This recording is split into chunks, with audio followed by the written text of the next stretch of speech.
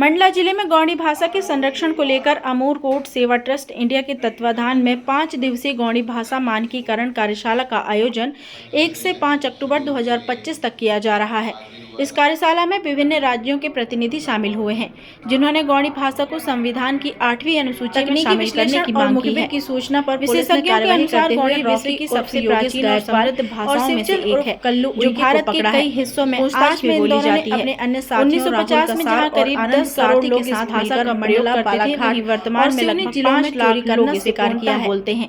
Police के करोड़ों लोग होंडा शाइन को मिश्रित रूप में प्रयोग करते हैं। गौड़ी भाषा केवल संवाद का माध्यम नहीं, बल्कि प्रकृति और संस्कृति से जुड़ी पहचान है। पहले से इसमें वैज्ञानिक और ऐतिहासिक दोनों आयाम शामिल हैं। आरोपियों से विशेषज्ञों का मानना है कि गौड़ी भाषा भारत की सांस्कृतिक धरोहर है, जिसे संविधान में स्थान देकर उसे उसका उचित सम्मान दिया जाना चाहिए। इसमें तिवारी और उनकी टीम की अहम भूमिका रही। पुलिस की सतर्कता और टीम वर्क ने एक बड़े चोर गिरोह का पर्दाफाश कर इलाके में राहत की सांस ली है। मंडला से हर चीज को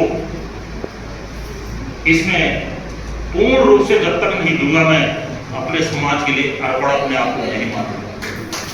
तो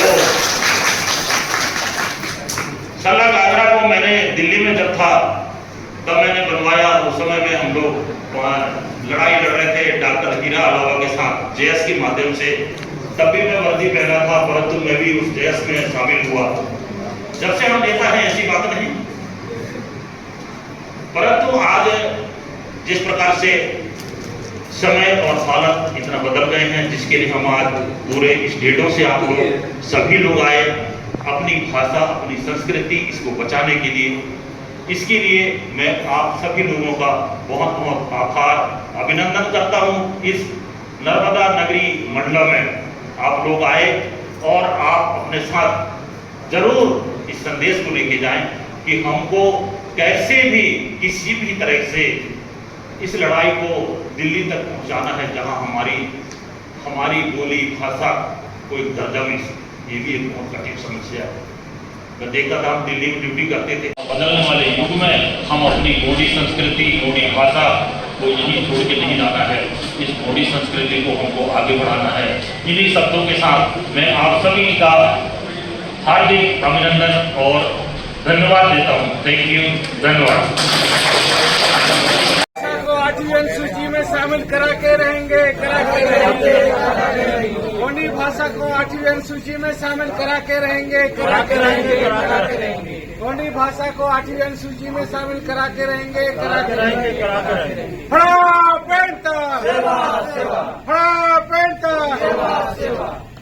इतना दमदार बनाना है।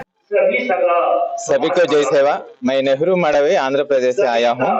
यहाँ हमारा गौड़ी भाषा का स्टैंडर्डाइजेशन और रिकॉग्नाइजेशन के लिए एक गौड़ी भाषा का स्टैंडर्डाइजेशन का काम हम कर रहा है। ये 10वां वर्कशॉप है। 2014 में शुरू हुआ था हमारा स्टैंडर्डाइजेशन का काम। ये 10वां वर्कशॉप है। अभी तक लगभग 3000 स्टैंडर्डाइजेशन वर्ड के साथ एक मॉडल डिक्शनरी भी हम 2017 में आविष्कार किया था। वो सेंट्रल गवर्नमेंट में हमारा गौड़ी भाषा रिकॉग्नाइजेशन के लिए अपील भी रखा है। वो अभी सेंट्रल गवर्नमेंट में वो अपील ऐसा ही है, मगर हमारा भाषा केवल 3-4 हजार का भाषा नहीं है, बहुत विस्तार संपत्ति है हमारा भाषा का संपत्ति।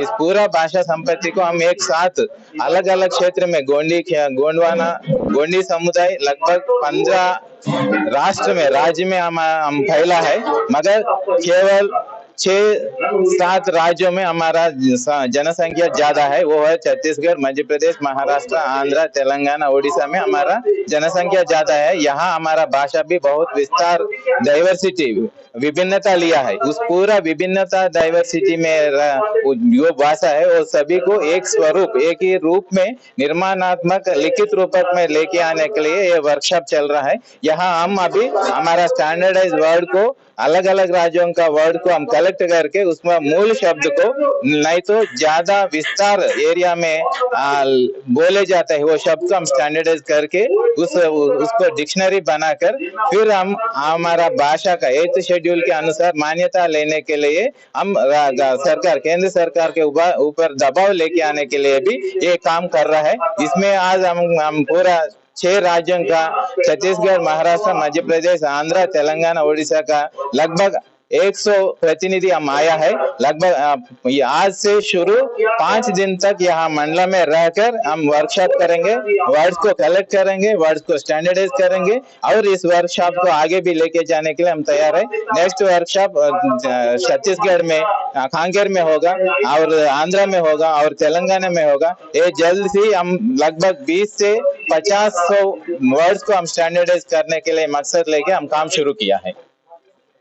इंडिया का मूल जनजाति में एक है हमारा गोंडी कोया समुदाय, मगर ये एक नहीं, ये ही आदमी इंडिया का, भारत देश का मूल जनजाति है। वो सभी मूल जनजाति का मूल जनजाति है, क्योंकि सिंधु सभ्यता, सिंधु घाटी का सभ्यता का जनजाति इसका बहुत पुराना जनजाति सभ्यता मानता है। मगर उससे भी पुराना जनजाति अमरकंटक नर्मदा नदी का परिवार में एक सभ्यता हुआ करता था बोल के लगभग 2015 के बाद एक शास्त्रीय आधार मिला है।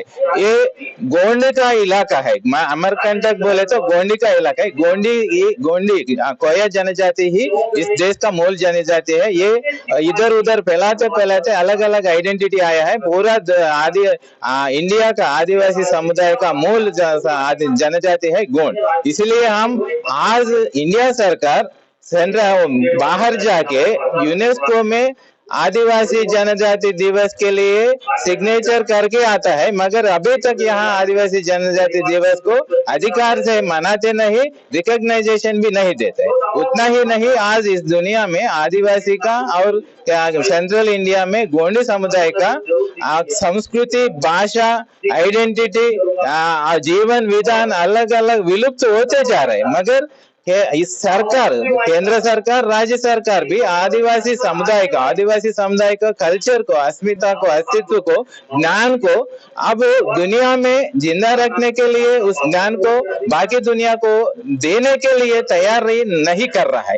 क्योंकि एक जनजाति का अस्मिता बचाना है तो, संस्कृति बचाना है तो भाषा ही उसका माँ है। भाषा में ही ज्ञान होता है, भाषा में ही संस्कृति होता है, भाषा में ही जीवन विधान होता है, भाषा से ही नेक्स्ट पीढ़ी को दे सकते हैं। मगर भाषा को जिंदा रखने में, संस्कृति को जिंदा रखने में, जनजाति को जिंदा रखने में यहाँ का राज्य सरकार नहीं तो केंद्र सरकार उतना ध्यान नहीं दे रहा है। इसीलिए हमारा बजट है, हमको लिए एक रिकॉग्नाइजेशन है, एक डिपार्टमेंट है, मगर हमारा अभिवृद्धि, डेवलपमेंट ही नहीं, हमारा कम से कम हमारा रिसोर्सेस, हमारा अस्तित्व को हम बचा नहीं पा रहे। इसलिए इस वर्कशॉप से हम ये भी मांग कर रहे हैं कि केंद्र राज्य सरकार को हमारा भाषा को रिकॉग्नाइजेशन देना है, हमारा संस्कृति को रिकॉग्नाइजेशन है, हमको हम बचाने के लिए पूरा सपोर्ट हमको देना है। जो ट्राइबल वेलफेयर डिपार्टमेंट है, जो ट्राइबल वेलफेयर का निधि है, वो पूरा हमारे अनुसार, हमारा रीति रिवाज के अनुसार, हमारा जीवन विधान के अनुसार खर्च करने के लिए केंद्र सरकार, राज्य सरकार तैयारी होना चाहिए। यही हमारा अस्मिता का अस्तित्व को बचाते हैं, ये हम मांग कर रहे हैं। आज हम आदिवासी गोंडी धर्मशाला महाराजपुर मंडला में उपस्थित हुए हैं। यहाँ पर 10वां गोंडी भाषा गोटुल की कार्यशाला आयोजित की गई है। तो सभी 6-7 राज्यों के लोग यहाँ पर आए हुए जो समाज की चिंता करते हैं और गोंडी भाषा के लिए बहुत चिंतित हैं, जो कि आज आजाद भारत के 80 साल होने के बावजूद भी एक गोंडी भाषा को मान्यता नहीं मिली।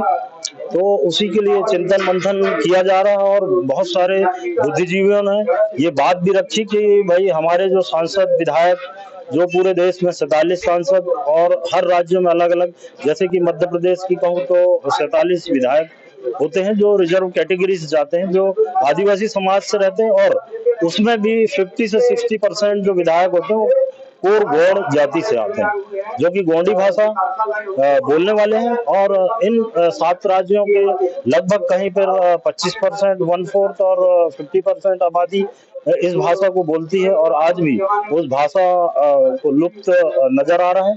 जैसे कि हमारी 1-2 पीढ़ी का ऐसा गैप आ गया है, जो बीच में शिक्षित होकर या तत्कालीन और वर्तमान सरकारों से पीड़ित होकर उस भाषा को छोड़ते जा रहे हैं, और जैसे जैसे शिक्षा और शहरों की ओर आए तो उस भाषा को भूलते जा रहे हैं। तो यह चिंता का विषय है, क्योंकि अपनी अपनी संस्कृति, परंपरा, भाषा को जीवित रखने के लिए एक लड़ाई लड़नी पड़ रही है, जो कि गोंड जनजाति जो है, गोंडवाना लैंड से लेकर आज तक, क्योंकि इस अगर यह नाम पड़ा है और ये जाति का नाम पड़ा है, तो कहीं ना कहीं यह 60 करोड़ वर्षों का इतिहास होगा तभी। और इतने लंबे और प्राकृतिक भाषा, जो कि प्रकृति से जो आवाजें, टोटम और इतनी पुरानी लैंग्वेज, यह भाषा को आज तक 8वीं भाषा में, 8वीं अनुसूची में, संविधान के 8वीं अनुसूची में लागू ना होना एक चिंता का विषय है, जो कि मैं आग्रह उन सभी बुद्धिजीवी और समाज के जो जितने भी संगठन है और सामाजिक व्यक्ति और जो प्रतिनिधित्व कर रहे हैं, सभी से यह आग्रह करूंगा आज यह आदिवासी धर्मशाला के मंच से, कि इस भाषा के लिए सब एक होकर लड़ाई लड़ें और इस 8वीं अनुसूची में लागू करें। यही मेरा आग्रह है सामाजिक संगठन।